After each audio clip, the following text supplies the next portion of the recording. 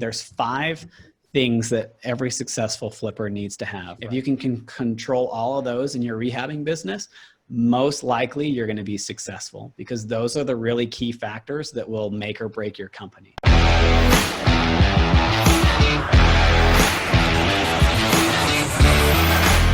There's a couple of things I for sure want to hit on. I've seen a lot of flippers, right? Like, I've done one myself, I've done a lot. And then I'll get to questions. So Sterling or whoever else has got questions, throw them in the chat. One thing that I did a training last week at the Utah Valley RIA. And I kind of figured there's like 5 characteristics, and I'm going to maybe forget them in a moment here, of like a superstar flipper. And, you know, it's really comes down to being able to do 10, 15, 20 houses at a time with the same efficiency, speed, and accuracy as doing one, right? And so I think from the outside looking in, you are one of the best at being able to do a ton of volume in a couple of different ways, right? Like a ton of volume at once. I mean, when people hear you say you're not even looking at your properties, like their jaws are dropping. Like, what? How? Like, how? What? How? And then I also want to talk about, you know, you talked about a lot is your 7-day flip. So without getting too complicated with this long-winded question, is like your brain works this way, but maybe go into a little bit of the tactical about how you've gotten to be able to do where you're kind of not in the field as much. Maybe just some kind of quick tips and tricks. Everyone take notes here, because when I went to lunch with you about 1.5 years, 2 years ago, or breakfast, right? Like my mind was like, whoa, this guy's got it. He's got it figured out, right? So how do you do so many without being as involved? Yeah, so it's really, I think Sterling talked about it in the comments, but he said, hey, do what you're good at, right? What are you really good at? So for me, like raising capital, I'm really good at that. I like talking with people. I like the capital side. I should probably talk to you more about lending money out, right? But I enjoy that part of the process. What do I not like? I went to school for accounting. Guess what I hate doing? Accounting. So that was my first hire. My first hire was a bookkeeper. So I said, hey, I don't want to do the data entry, but the numbers got to make sense, right? So I got to make sure I'm watching my numbers. I don't like doing that side of things. What do I really like doing? So Andy McFarland has a great saying, right? He said, write down everything you do in your business. What do you really circle the things that you love doing, right? Focus on those things, and what can you hire out or scale out, whether it's a VA, whether it's a project manager or a bookkeeper or whatever it is. Do the stuff that you're passionate about. So for me, I love raising capital. I love talking with people. I love kind of that game and that chase. I like being at the 50,000 foot level. So for me and scaling that business, and what it's all about systems and processes to me. So how do I take every part of my business and how do I streamline it to be successful? So the construction side is really, that's kind of the biggest piece, right? Is that construction side. So like what you were saying, there's 5 things that every successful flipper needs to have, right? Here's your foundation. So picture a house, right? Your foundation, that's your purchase price. You have to buy the property right. If you're buying these bad deals from wholesalers or from whoever, it's really hard to no matter how well you rehab the property, or no matter how much you put into it, your buy price is really the bottom. That's your foundation. You have to buy it right.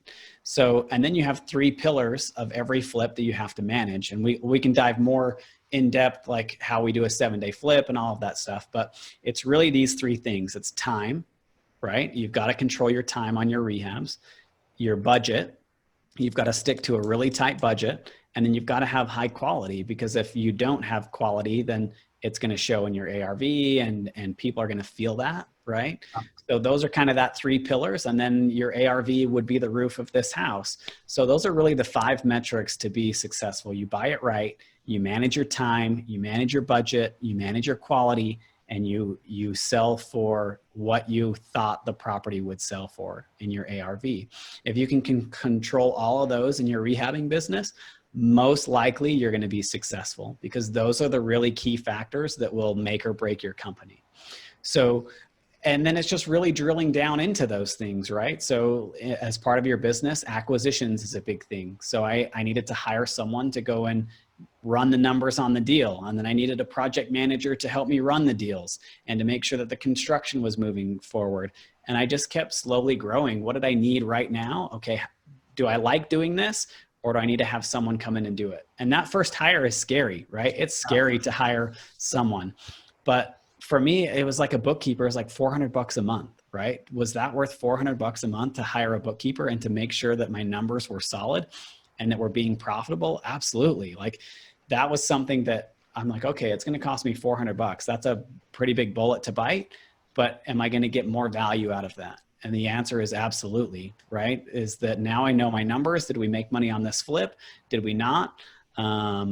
All of that stuff, right? So, and then it's playing to their strengths. I'm really good at raising capital. So guess what? I'm never going to let go. Raising capital, right? Yeah.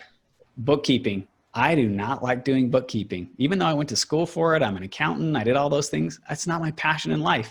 But guess what my bookkeeper loves doing? She loves bookkeeping. That is her jam and she thrives on it, right? So now I'm playing to her strengths, so it's making me better. And I get to play to my strengths, which makes me better. And that's just really the secret for me and scaling a business is efficiency equals, in order to scale it, right? It's all about efficiency. How can you do things a little bit better? And just really play to people's strengths. So who are the people and what seats do they fill on your bus right now that's just flying at 1,000,000 miles an hour? You obviously got a bookkeeper, project manager, acquisition manager. What is the Tyler Jensen world look like? Yeah, so that's the team, right? So I have a bookkeeper, I have a CFO that we just meet once a week on a really high level. And we just make sure that, we're financially planning, we're cash flow projecting, we're doing a lot of that stuff. I have 2 designers that design all of our properties. So they're picking out all the finishes and kind of that design work. I've got a project manager. I have 2 acquisition guys. I have 1 acquisition guy, but the other one's leaving and doing something different. So I'm hiring for an acquisition guy right now. So we'll have 2 of those. And then we have a team I have a transaction coordinator that deals with listing our properties. We have another transaction coordinator that deals with taking them to title, all of that. We have Graham Allen, who's an agent who does a lot of our selling and our disposition stuff. And then Travis Noakes is kind of our broker, just making sure that we do a lot of that stuff. So those are all kind of 1099 contractors. I don't pay any of them salary. Everything in my business is based on performance, right? Except my bookkeeper, I pay them, and I have an office manager that we pay as well, but everyone else is based on performance. So my project manager gets paid on performance. If he's on time, on budget, high quality, right? That's what his metrics are to make sure that he hits. And then if he hits those things, then he gets paid, and he gets paid well, right? If he doesn't hit those things, then hey, shame on you. You messed up. You didn't control those things.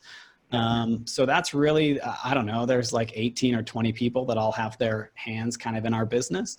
And it's just really, I don't want to list properties. I have no desire to get my real estate agent. I don't want to work on weekends and get phone calls at 10 o'clock at night to show a property. Like, I don't want to do that. So I'm going to hire someone else to do that and say, hey, you negotiate, give me the best price, make it happen, and we'll pay you a fixed fee based on your performance.